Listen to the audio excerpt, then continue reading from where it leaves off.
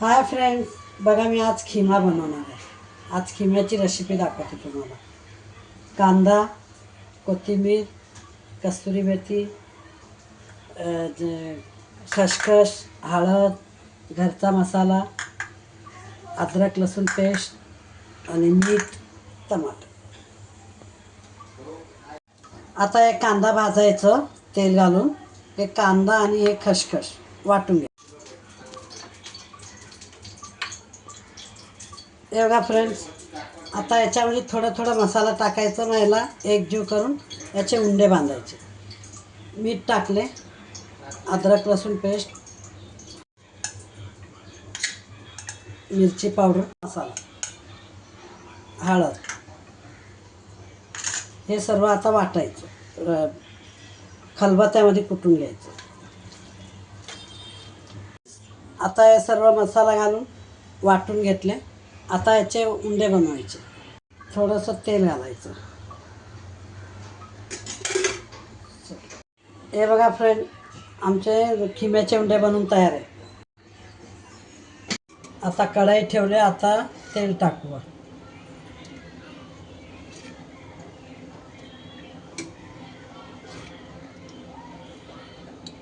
3 चमचे तेल. आता तेजपत्ता टाकू. मग एक एक उंडे टाकू.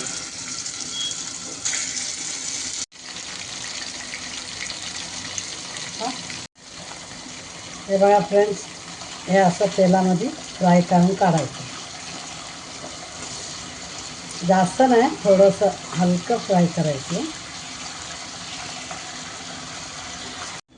हे बघा फ्रेंड्स, याचा कलर चेंज झाला. आता हे उंडे काढायचं. मग याच्यामध्ये मसाला टाकायचा. आता त्याच तेलामध्ये टमाटे आणि कोथिंबीरची ग्रेव्ही घालायची. चमच्याने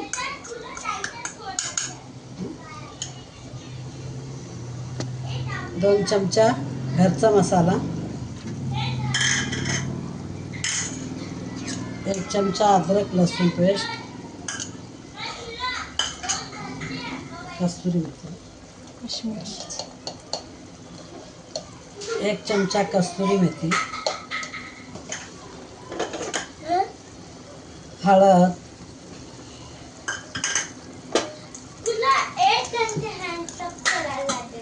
मीठ, चवीप्रमाणे मीठ टाका. आता चांगलं जरा मिरची हे करा, तेलामध्ये घालून.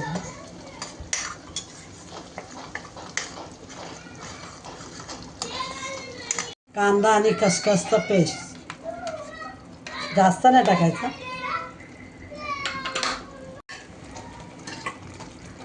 कस्तुरी मेथी,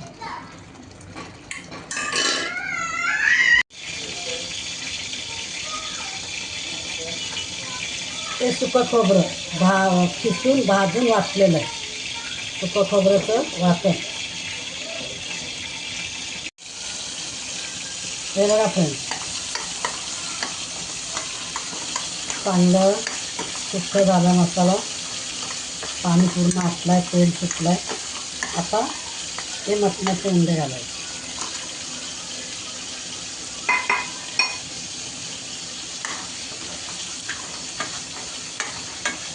हे बघा फ्रेंड्स,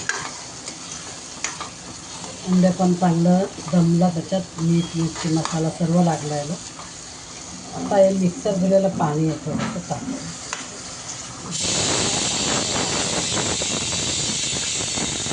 जास्त पातळ करायचं नसतं याला, थोडंसं सुटसुटीत करायचं बस. जास्त सुक्कं बरं नाही वाटत, जास्त पातळ पण बरं नाही वाटत. सुटसुटीत करायचं थोडंसं.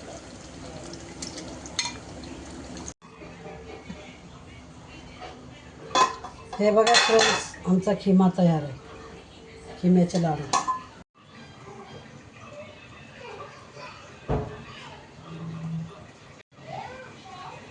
हे बघा फ्रेंड्स, आमच्या खिम्याचे उंडे तयार आहेत.